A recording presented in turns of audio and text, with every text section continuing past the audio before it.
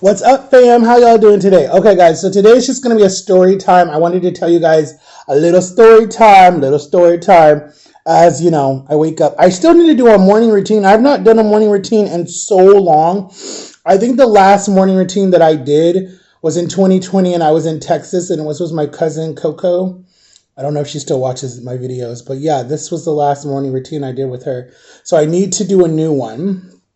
So let me comment below if you guys want me to do one. No one really commented on my video yesterday, so I don't know. But Leonardo, I hope that helped you. Let me know if that helped you or not with the choices you made. What the fudge? Anyways, so yeah, guys, and I forgot to mention, Zayn died from One Direction, guys. I remember...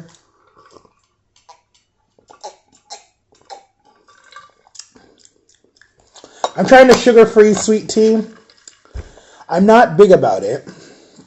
I mean, it's okay. It's not like, excuse me. It's not like my Public sweet tea or my Peace sweet tea, but it's sugar-free, fat-free, carb-free. Not that carbs are even in sweet tea. But anyways, okay. So I had a story to tell you guys that I don't think I ever told you guys. We're going to go way back to my childhood. We're going to go way back. So this might have a little triggering for some people, but I wanted to tell you guys this story because I don't think I've ever touched on this story ever. So we're going to touch on it, okay? So I think I was like 6 or 7, right? And I won't say I was a bad child. I was not a bad child. I had ADHD. I was hyper. I found out that I was adopted. There was a lot of other issues going on. Nothing that was like major, like, oh my gosh, whatever. I mean, something was happening to me, but I can't really talk about it on YouTube. It will be in my book. I'm talking to 2 ghostwriters to write my book. So guys, maybe 2024, 2025 or 2026, my book will be published and I will be talking about it. But anyways, so I'll never forget this day. So I remember like my older brother, the one that is gone, he's no longer on this earth, my older brother, he was very like he came back from a military school. So he was very like strict with us, very, very, very strict with us because I don't know. He just was teaching us what he learned in the military school. So anyways, I will never forget. It was like this, it was after we had dinner. And I think that it was after bath time, and it was like me and my brother were playing in our room, and I know my mom came in, she read us a bedtime story, and then, actually no, I think we were in her room reading a bedtime story, especially like on the nights that my dad wasn't home, because my dad was not home a lot, because he was Air Force, and he would be gone for like 6 months out of the year, like we would not see him sometimes, stationed on a boat somewhere, wherever he was. If you guys want to hear his story, I'm going to link their YouTube channel right under this video so you guys can go watch and see who my parents are since they've never been on my channel. I will link their video right below. They have their own YouTube channel, guys. Go get them a subscribe, guys. Please check them out. Help them out. Let me see if I can pull it up and show you guys. But please, let's get them to 1K. Let's get them to 1K. Because my mom thinks that she's not going to make any type of thing. And they're teaching people about God. And I told her, I was like, Mom, like, you got to give people time to watch the video. You can't get mad about it. So I told her she has to give them time. But anyways, let me get back to my story. So anyways, so we were having fun or whatever, and it was bedtime. We went to bed. My mom was like, okay, you guys are going to go to bed. I'm going to leave you guys alone. I'm going to go do my time. I've been with you guys all day. So we were like, okay, that's fine. And she left, and she went and did her time.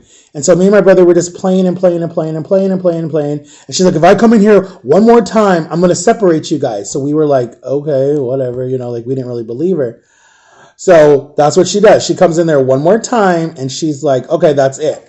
But because I don't remember exactly what happened. But for whatever reason, my brother came in. He was all angry. He picks me up, because I'm super, super light and skinny. He's older than me. By this time, he had to be like, 18, 19 at the time? Picks me up. My mom goes and gets this rope. I don't know where the hell this rope came from.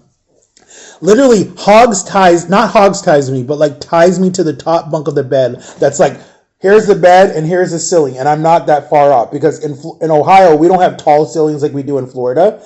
So I was like claustrophobic, and they tie me like arm like this, leg like that, and just leave me there all night long and take my brother out, shut the lights off. I'm in pitch dark in the middle of the country because that's where we live. And I'm like literally crying myself to sleep, but I need to like pee. I don't think I ever peed on myself. I don't think I ever did because I felt like they would like put me in a diaper or something if I did. So I don't think I ever peed on myself, but I know I cried myself to sleep. That was really kind of like that was kind of when I kind of disrespected my, not disrespected my mother, but I think that that's when I lost all respect because I'm like, how dare you let someone abuse me?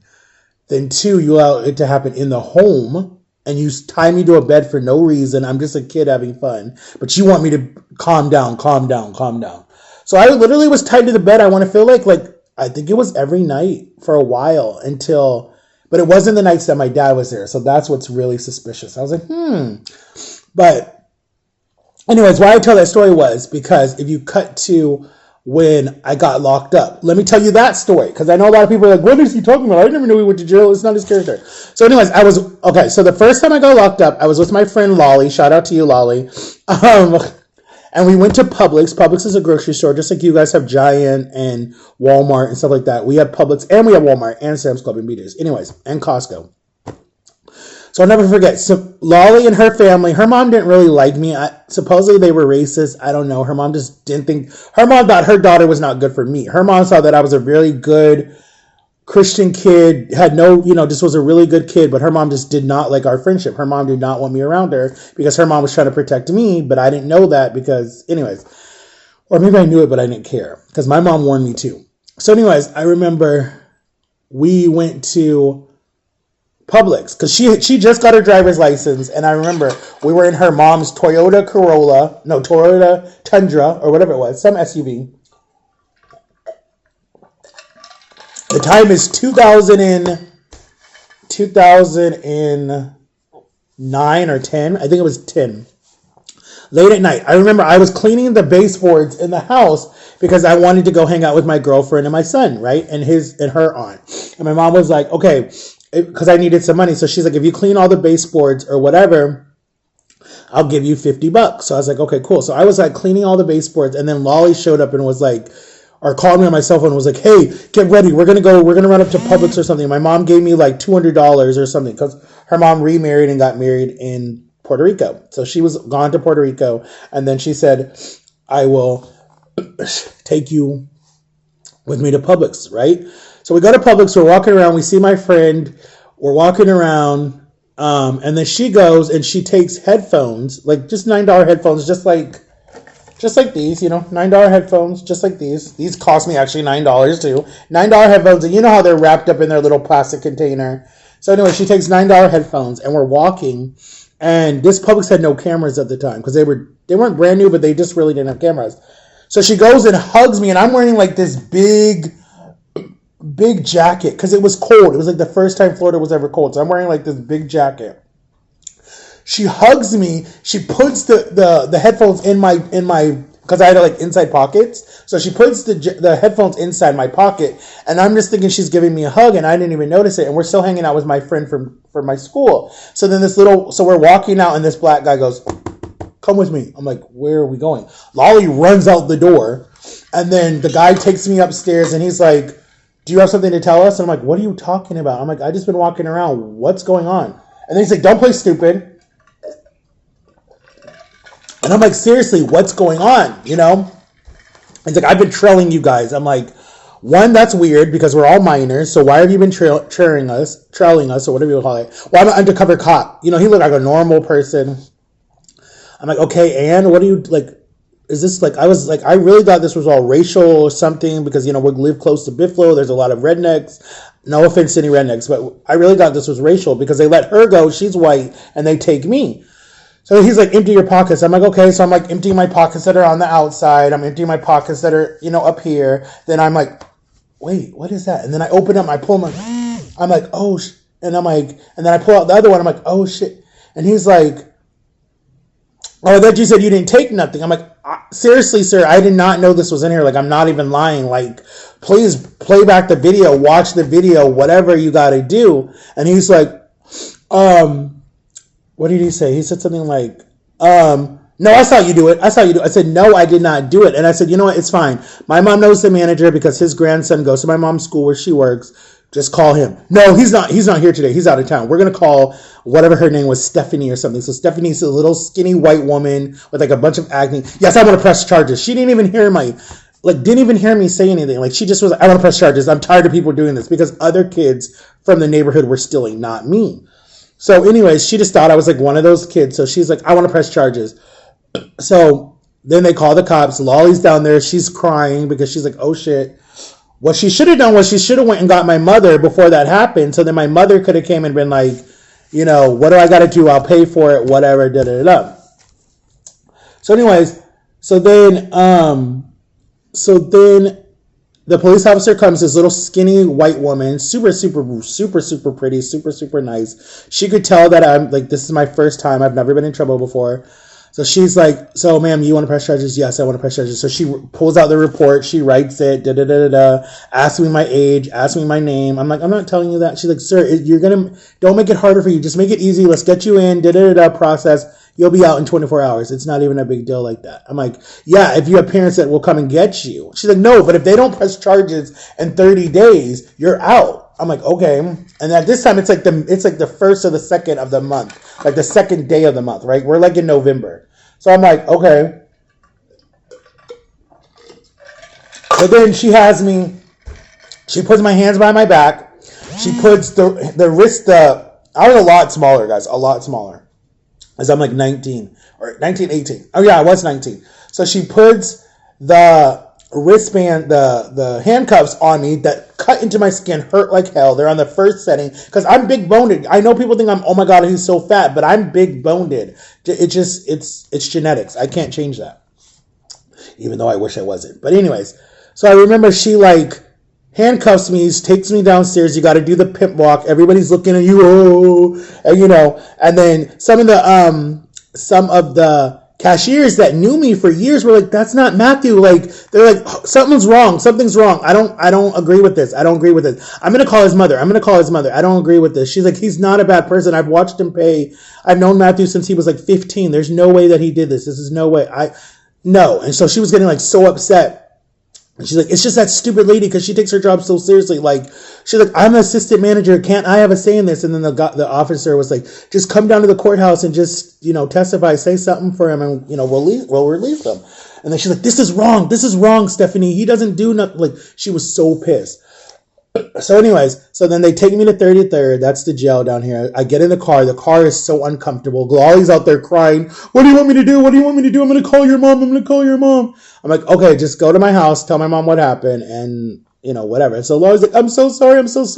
I didn't think they were watching us. I did it. Like, she kept telling the officer, I did it. Take me. He did nothing wrong. Take me. Like, she was so scared.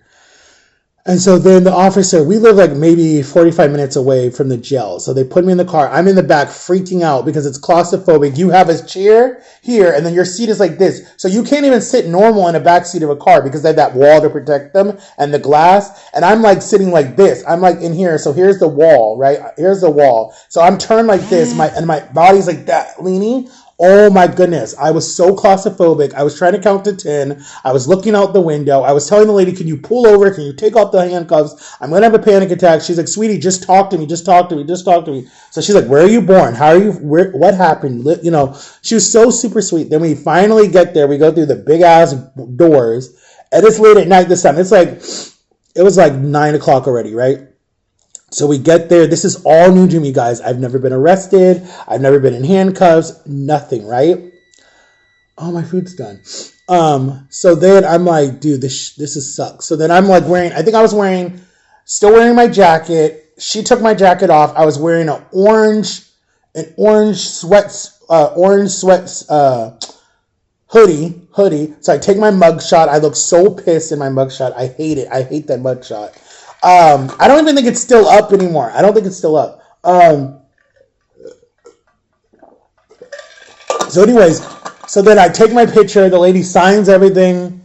Then you go into the holding area where there's a bunch of other druggies, misdemeanor, domestic violence, whatever, right? Because you're in this holding cell that looks like like looks like a doctor's office. That's literally what it looks like. And you have the stupid TVs up there telling you like all your rules, who to call, your bondsmith, all that stuff, right? So she says bye. She's like, good luck to you, bye. She's like, she's just like, good luck to you. She's like, I'm willing to come testify on your behalf. I don't see you as a criminal. I can tell that this was your first time. You know, she's like, I already put it in the notes that I'm willing to testify on your behalf. So she's like, good luck. I'll pray for you. I'm like, okay, thank you. And then I'm like, do I get my first phone call? She's like, yeah, you go right over there. So I'm like, okay. And then she told someone to look out for me. Like, don't, keep an eye on him because he's not used to this at all. And then she's like, she's just like, just keep an eye on him because I don't want him to like, something happen to him. So she left because that's all she could do because she's just a police officer. She's not the warrant. She's not any of those people. So I sit down next to this black woman and she's like, you could tell she's a prostitute. We start talking. She's like, all right, sweetie, how long have you been in here? So she's like, oh no, she says, you're new. She's new. She's like, listen, sweetie, I get arrested every single day. This is like summer camp to me. She's like, listen, just keep your head down. Don't say nothing. Don't talk to no one. If someone talks to you, talk back, but don't say nothing to anyone. Don't tell nobody anything. You got to protect yourself. And then they took her off because the female and the men are separate. So then I get my first phone call and the only number that I knew by heart was my mom's phone number. So I call my mom. By this time, it's like midnight because processing takes a long time. It's like midnight. I call my mom. You have a collect call from Orange County Jail. And then she's like, wait, what? And then she says, hello. I'm like, Mom, I'm in jail. Matthew, stop playing. I said, Mom, I'm in jail. What did you do? What are the charges? I said, I went to the store with Lolly. She stole something. I got set up and I'm in jail. Can you come get me? She's like, it's so late at night. Let me talk to your father first. I'll let you know. I'm like, Mom, you can't call me. I have to call you. She's like, okay, well, I'll talk to you the next day. It's so late. I'm like, wow. Okay, cool. You're not like those black mothers that'll be like, not my baby and come get me. She's not like that. She's like, yo, you need to learn your lesson. You know how she is. So anyways, I'll never forget. So finally, they process you. They take you into a holding cell with like 50 other guys. You sleep on this nasty little cot. You have the bathroom is wide open. You have no privacy at all. So I'm like, I'm not peeing tonight, and I'm not taking a shit tonight, and I'm not showering tonight because I thought I was gonna be home in like the next morning. By this time, it's like 1 a.m. So I remember I didn't even cry, guys. I don't think I cried at all. I think what I did was I just stayed awake. The TV was stuck on the Andy Griffin show. So I watched the Andy Griffin show the whole night. I talked to this old man that he kept coughing and coughing and coughing. And he told me he was a drunk. He's been in there his whole life, off and on, off and on, off and on, has no family left. This guy was like 75 years old. You could tell he was old, but he just talked to me the whole night. Like literally we stayed the whole morning actually. So like 9 a.m., by this time, they had you dress out into your jumpsuit. That's a blue jumpsuit that stinks, itchy, annoying, and sandals. And then they give you boxers, whatever waist size you are. You got to do the cavity search. You got to do all that stuff when they're booking you, right? Most people get to go home in those 24 hours. I did not get to go home in those 24 hours. So you go see the judge, just like you see on the TV show. The judge reads you your charges. The judge says whatever. The judge just says you have to stay off of this premises for 90 days. He tells you everything you're allowed. We can do a speedy, whatever, right? They give you a public defender. I had some white guy that didn't even know what he was talking about. So anyways, then they give you a bologna sandwich with mustard. It's bologna, cheese, and mustard. That's all you get. And then you get some type of like nasty little apple juice, a little round apple juice like you see at lunches. And then they take you to your holding cell. And since I was a misdemeanor, I went to like a big room with the CEO sitting there at her desk. And then you go up these steps. And then I think my bunk was like 6 or 7 or whatever. And they, you take all your toiletries, everything you need, and you sit down. And that's what I did. And then people started talking to me, yo, you're new, da-da-da-da. You played bingo. We played bingo. We played spades. We played Jim Rummy. We played Uno. We played, what else did we learn? I learned how to play War. We did all that stuff. And then, what else happened? Then finally, by this time, I've already been in there like 9 days, right? So on the 9th day, this new CEO comes in and she's like, I've been watching you. She's like, I was in this other cell with this black guy that was a CEO. He was mad cool. But those people in there were all misdemeanors, like drug, an open container, stealing, it was all these misdemeanors, right? So On Fridays, you would get to go to this other lady's room that was really big, not fat, but like big thighs or whatever. Long braids, super funny, super sweet. So you get to go in there. So I go in her room and I'm watching a movie. I think we were watching Shrek or something. And then she's like, hey, come here with me. I'm like, okay. You know, because she's doing her rounds that she has to do and she's doing head count. She's like, come here with me. And I'm like, yeah. She's like, you're new. I'm like, yeah. She's like, have you ever been in trouble before? I said, no. She's like, nah, we got to get you out of here. I don't want you to get corrupt. She's like, what's your mother's number? So I'm like, I told her my mother's number. So she calls my mom. She goes, hi, my name is so-and-so. I have your son here. He is such a sweet person. He's very godly, because she was a Christian lady. She said, ma'am, I would get your son out of here now. And she's like, they haven't even charged him with nothing. They will give him ROR and he will get out tomorrow morning. I will come with him. And that's what she did. I got out the next morning. I got ROR, got out. My dad picked me up. No, my mom picked me up and my dad. Come home, take a shower, have to tell my little brother the whole story because he's like, wow, you're ghetto now, blah, blah, blah, blah, blah. I'm like, no, I'm not. And then like my grandma was pissed, and then my mom was like, stay the hell away from Lolly. I promise you. And I'm like, okay, I'm done. I didn't talk to Lolly ever again. I stayed away from her. So anyways, so then, the 30 days passed, so they made us come to court. We go to court. They dropped all charges because they had no proof. They looked at the camera, everything. They dropped all the charges. The only thing that's on my record is just that I was arrested. That's it. Everything has been dropped and my record is clean. Thank God.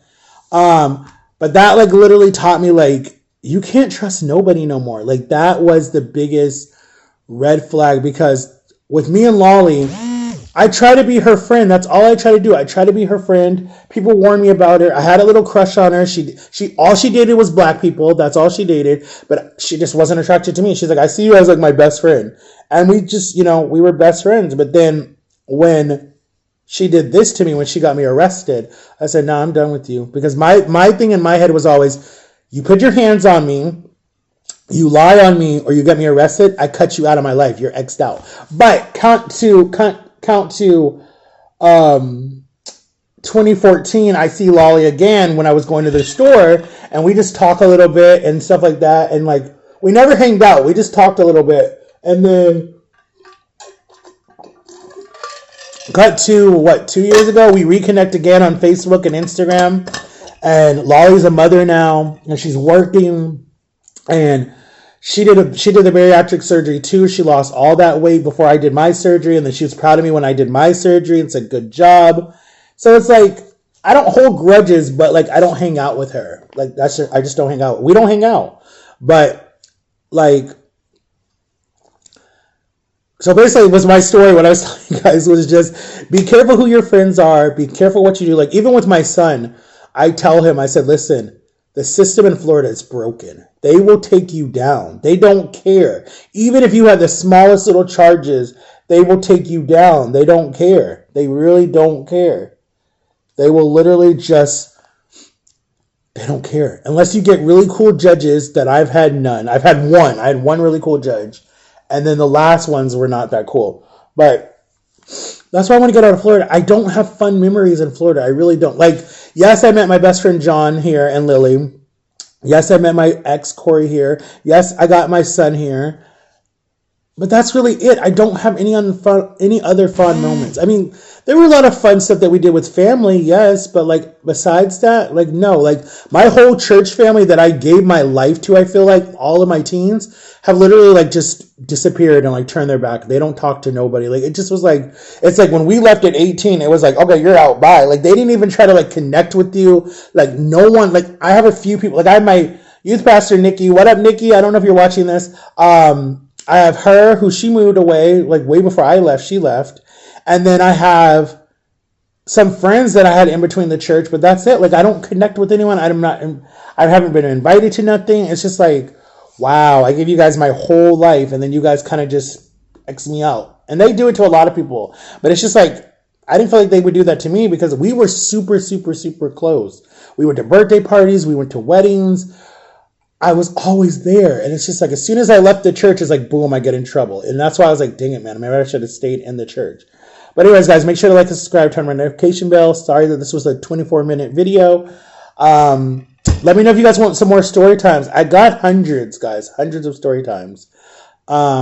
But I'm still stressed about, what happened to my brother. But I'm trying to just be happy right now. My son is coming Friday. I'm excited for that. That will be the 25th.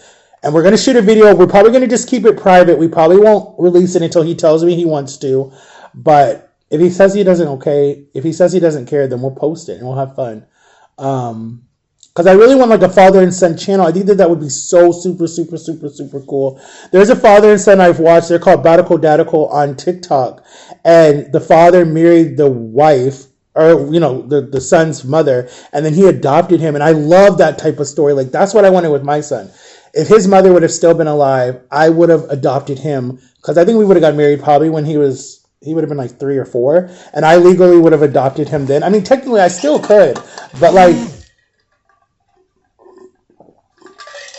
that was the story that I wanted. I wanted to legally like adopt my son legally.